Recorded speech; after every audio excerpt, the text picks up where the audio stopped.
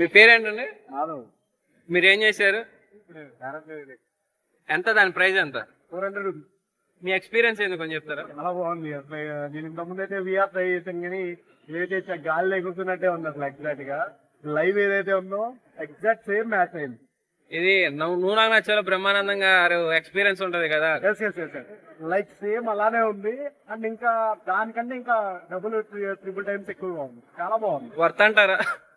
100% worth, no problem. Okay, thank you.